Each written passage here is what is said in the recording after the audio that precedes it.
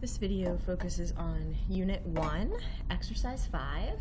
So up until this point on our orange handout here, our 10 sentence patterns, we've primarily focused on the left side. So be verbs that either locate, describe, or define, or linking verbs, which are just sort of less certain be verbs, and again, kind of either describe with that subject complement that's an adjective, or define with that subject complement that's a noun.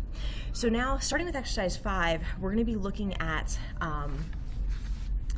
the simple action verbs. And so intransitive verbs communicate just a simple action that does not affect another noun that would be then the direct object. Okay, so the students rested, the clowns tap dance, whatever it is, it's a simple action. Okay, so if that's an intransitive verb, transitive just means to transfer, and so you're not transferring the action onto a direct object, so it's in or not transferring. So one of the tricky things about intransitive verbs is that sometimes an intransitive verb can be followed by a preposition, and that preposition isn't acting like, it's not part of a prepositional phrase, it's not acting like an adverb, it's actually part of the verb. And so what happens is sort of over time, as the verb and the preposition are used together, they take on sort of an alternate meaning, okay? And so what'll happen now in our sentence pattern or analysis process is when you read the sentence, you find the verb and you find prepositions, you're going to have to double check when it's an intransitive verb and make sure that the preposition isn't what's called a particle, which means it's actually part of that verb. Or the preposition could just be a little adverb. So we jumped up. Where did we jump? Up, right? So where is that adverb question? Or is it, part of a prepositional phrase? If there's a noun after it and that preposition can absorb that noun, and then that whole concept can function as an adjective or an adverb, it'll be a prepositional phrase. So there's two tests that you can use to determine if the preposition is a particle, an adverb, or prepositional phrase. And so for exercise 4, you're using kind of the top half of these notes. For exercise 5, you're going to be using the meaning and movability test notes on the bottom here. And so these two tests, when you find a preposition, so I found a preposition.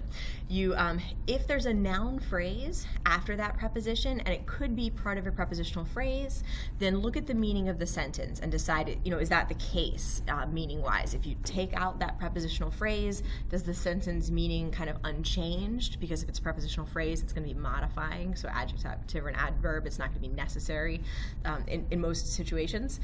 So if you're not sure, or you're like, no, I don't think it is, there's no noun phrase after it, then think about whether or not that preposition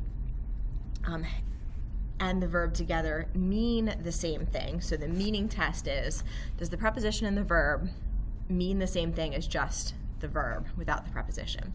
So if you look at the example here we made up, the verb made really has to do with constructing something. Making up is really a relational issue. You have some differences, you're reconciling in some way. And so those two are different meaning-wise. So then you have to look at your sentence and decide, are we constructing something, or are we reconciling, right? Based on the subject here, it appears that it's reconciling. So what would go inside of the lines for the verb is both that, what you thought was the original verb, and the preposition. So that's sort of the first test. And so if it fails, in other words, there's a different meaning, and then you want the different meaning, then you put that preposition, because it's a particle, you put it inside the lines with your verb. There's a second test that you can do if you're not sure, or if it doesn't quite have the same meaning. You can try to move the preposition. So if the preposition is functioning as an adverb, you can move the preposition like before the subject, and it won't really change the essential meaning of the sentence. If it's part of a prepositional phrase and you try to move it, you'll suddenly end up with a noun phrase that doesn't quite fit with the rest of the sentence. So if we go back and look at it, the second sentence here in the movability test, we jumped up.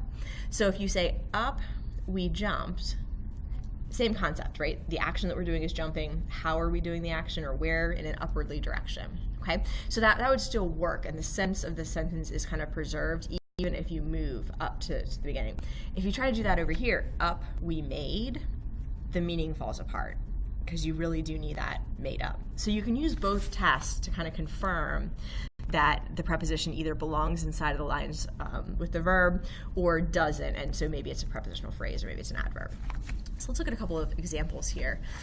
So we're going to go back to charting out the sentences here in exercise 5, and most of the sentences here are going to be this intransitive verb pattern, okay? So car turned in a complete circle. It's just going to be a question of, does that preposition belong inside the lines or outside?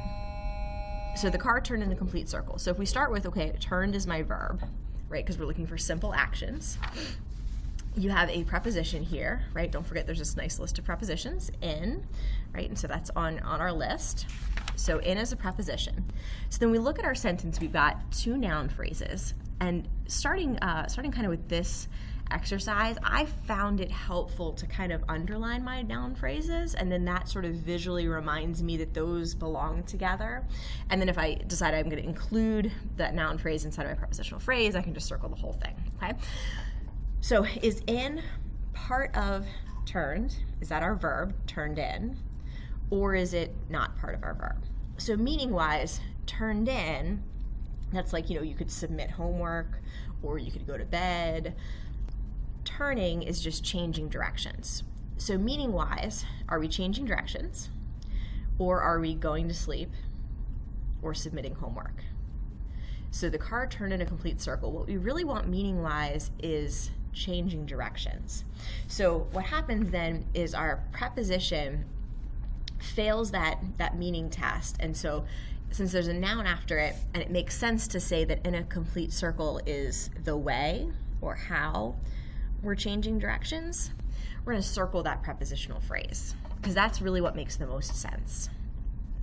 So circle that prepositional phrase, we can draw our lines to the left and to the right of turned. Don't forget, go all the way across the top row, that'll make your life a lot easier. So we've got the car, noun phrase 1.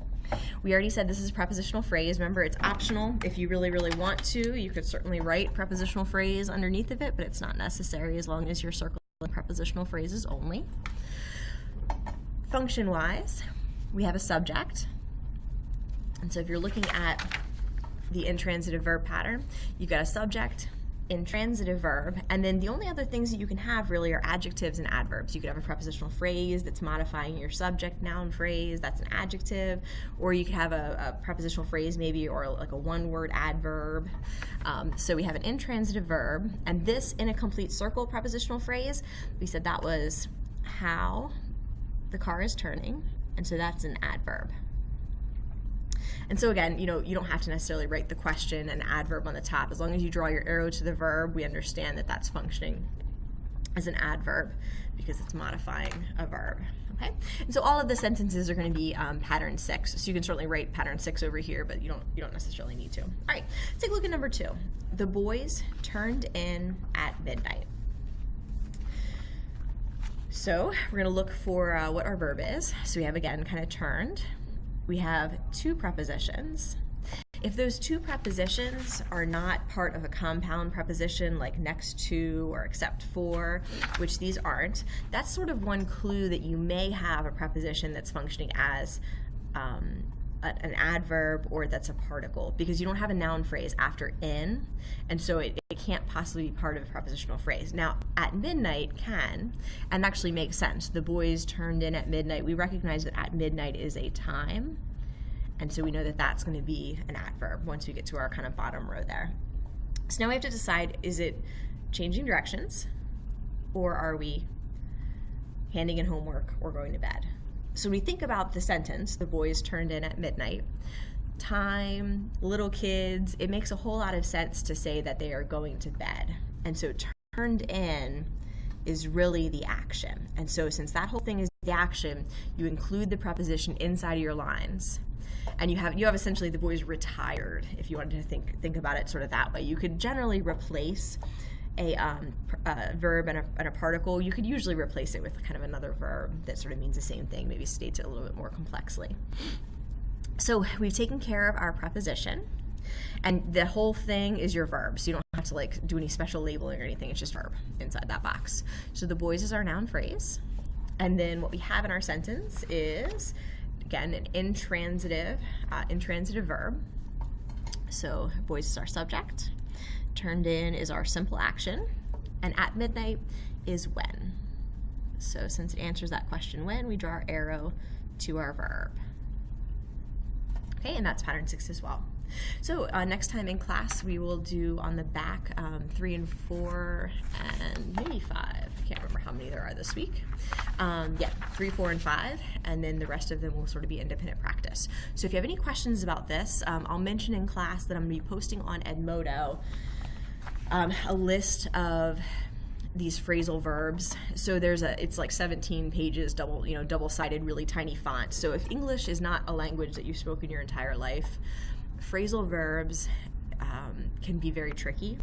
So you are welcome to sort of print that out or download it and kind of refer to it. Remember, the test is open notes. So if you wanted to use something like that on the test, you can't use your phone. So go to the library, print it double-sided, kind of tuck it in your binder. There's a whole list of all of these phrasal verbs, and so you can kind of like look it up if you're trying to find a verb and a preposition to see if they could possibly be phrasal. That'll help you with what that means.